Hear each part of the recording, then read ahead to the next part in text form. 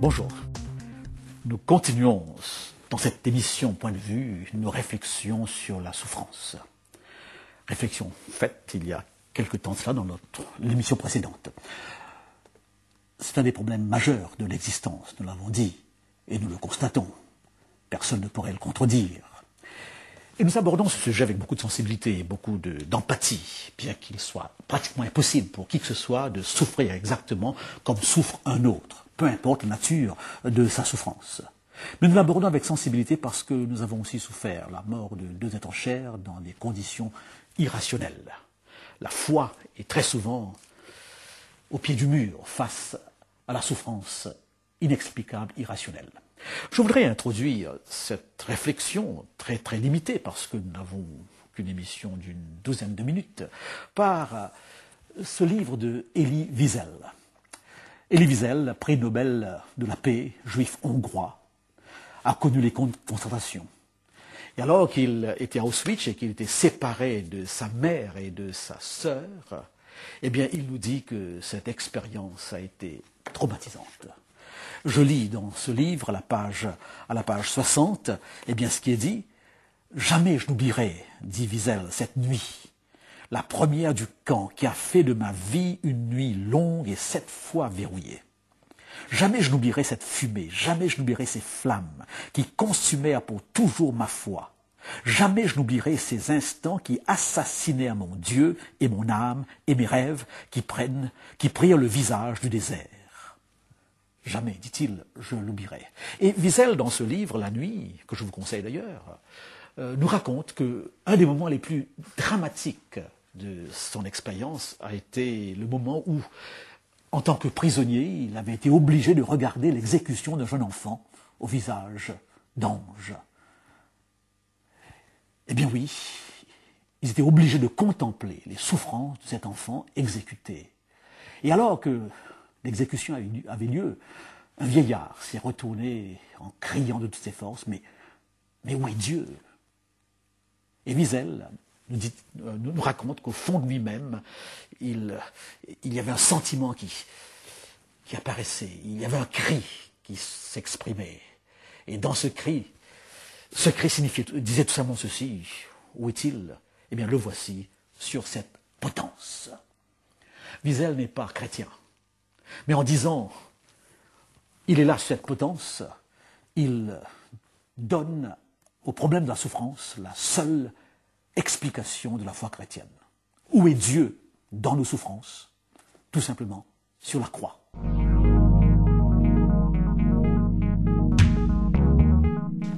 Quelle est la place de la croix dans le christianisme?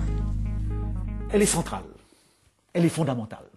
Si vous lisez attentivement les évangiles, vous constaterez que 2/3 des évangiles nous parlent de la crucifixion. Et dans l'épître aux Corinthiens, l'apôtre Paul nous dira « Christ crucifié, c'est le message important. Je prêche une seule chose, dit-il, Christ crucifié. » Donc, les problèmes humains, et ce problème de la souffrance particulièrement, doit trouver dans la perspective chrétienne, au niveau de la croix, une explication. Que nous apprend la croix par rapport à la souffrance? Dans quelle mesure la croix nous apporte ici une explication? Lorsque le Christ meurt sur la croix, il meurt à cause du péché. Le péché, au niveau de la croix, s'exprime dans toute son horreur. Vous n'avez qu'à vous imaginer le Christ, l'être le plus innocent qui soit, l'être qui a été toute sa vie au service des autres, c'est ce que nous découvrons dans les évangiles, et qui là est tué, exécuté. Donc, lorsque nous disons que la croix est l'expression du péché, qui est la cause fondamentale de la souffrance et de son cortège de malheurs, eh bien, nous touchons là une des vérités les plus profondes de la parole de Dieu. La vérité du Christ à différents niveaux de l'existence dérangeait à un tel point qu'on pouvait historiquement prévoir qu'il finirait par être exécuté. Donc, c'est le péché qui le tue. En d'autres mots, une réflexion sur la croix devrait nous emmener en tant que croyant chrétien, à avoir du péché dans ses moindres expressions. Par rapport au péché, une attitude de répulsion, d'horreur. Voilà donc un premier enseignement. Deuxième explication, que nous avons déjà abordée, mais qui est aussi évidente au niveau de la croix, dans l'histoire de la croix, eh bien, c'est ce personnage. Ce personnage appelé Satan. Lisez les évangiles, vous le verrez lors de la tentation du Christ, et vous le verrez à plusieurs moments de la vie du Christ. Et par rapport à la croix, il est aussi présent.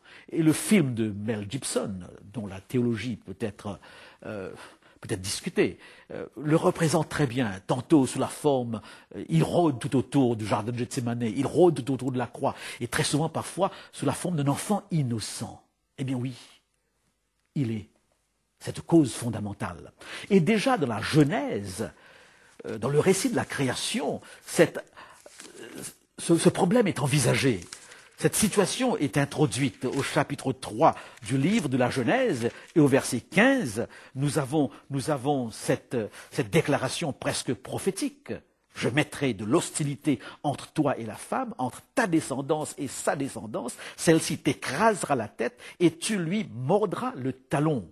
Il est question ici, n'est-ce pas, du diable, eh bien, dont l'hostilité par rapport à la femme, par rapport au peuple de Dieu, par rapport à la descendance de la femme, donc par rapport au Christ. C'est l'explication classique de ce texte, eh bien, du diable qui sera dans un conflit perpétuel avec ce descendant de la femme, à savoir le Christ. Mais je crois que nous pouvons continuer en disant que ça n'explique pas tout. Ce sont des éléments qui peuvent nous aider à comprendre le problème, mais nous n'avons pas là tous les aspects du problème. Mais la croix permet de situer au moins deux raisons de cette souffrance qui nous accable, le péché et ce personnage qui est identifié dans la parole de Dieu.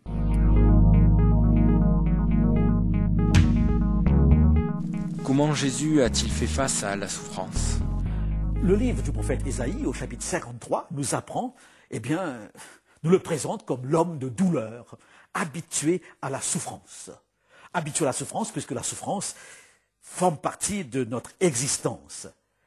Il n'a pas été épargné. Et ces versets des évangiles où il est dit qu'il était angoissé, que des grumeaux de sang lui tombaient du visage, nous montrent jusqu'à quel point, face à la souffrance, il a peur. Face à la souffrance, il est déchiré.